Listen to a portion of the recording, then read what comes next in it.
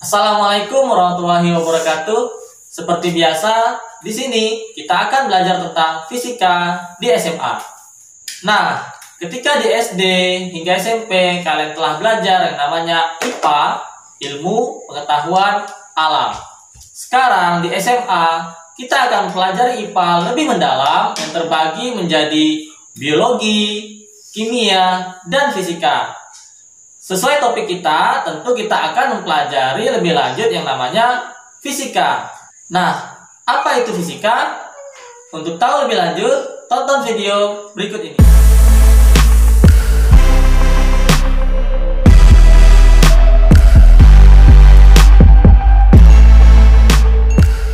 Yang membedakan ilmu fisika, biologi, dan kimia yaitu adalah fisika mempelajari tentang sifat dan fenomena alam serta interaksi yang berada di dalamnya. Sedangkan biologi lebih fokus mempelajari tentang makhluk hidup serta aspek kehidupannya seperti bagaimana makhluk hidup itu bernapas, tumbuh, berkembang. Sedangkan kimia ini mempelajari tentang unsur senyawa suatu zat mulai dari struktur, komposisi, sifat, hingga interaksi zat-zat tersebut. Pada hakikatnya, fisika merupakan bagian dari IPA bukanlah sekedar ilmu pengetahuan semata, melainkan mencakup 3 aspek. Fisika sebagai sikap, fisika sebagai proses, dan fisika sebagai produk. Fisika sebagai sikap. Ilmu fisika dilahirkan dari karakter ilmiah yang kuat, serta menanamkan karakter ilmiah tersebut kepada siapa saja yang mempelajarinya. Sikap seperti tanggung jawab, jujur, objektif, ingin tahu, percaya diri, dan lainnya. Aspek yang kedua, fisika sebagai proses.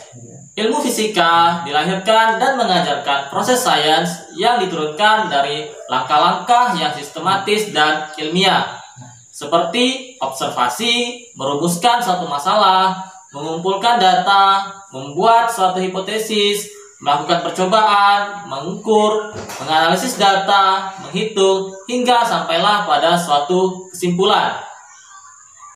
Ingat, proses dari suatu ilmu pengetahuan merupakan bagian yang lebih penting dari pengetahuan itu sendiri. Dan yang ketiga, fisika sebagai produk. Artinya, fisika merupakan kumpulan informasi yang lahir dari suatu proses sains yang dilandasi dengan karakter ilmiah yang kuat. Fisika sebagai produk berisi tentang fakta, konsep, prinsip, hukum, hipotesis, teori, dan model.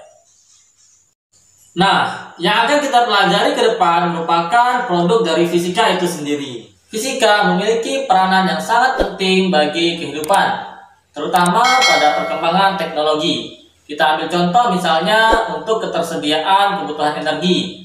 Kemudian di bidang transportasi, bagaimana konsep gear pada sepeda, konsep torsi pada mobil angkutan berat.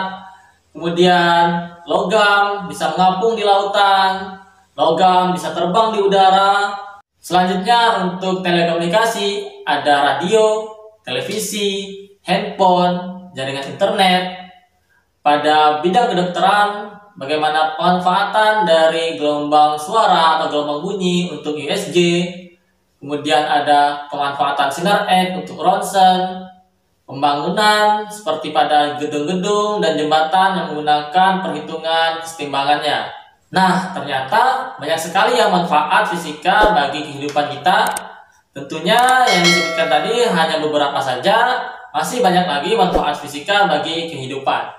Ilmu fisika terbagi lagi menjadi beberapa bidang atau cabang ilmu.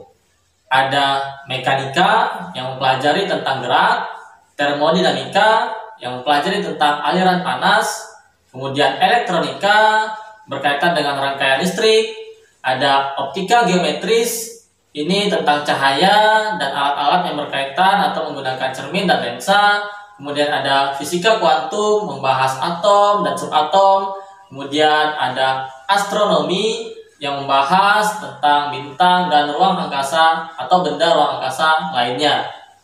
Nah, sekian materi kita kali ini. Semoga bisa dipahami ya.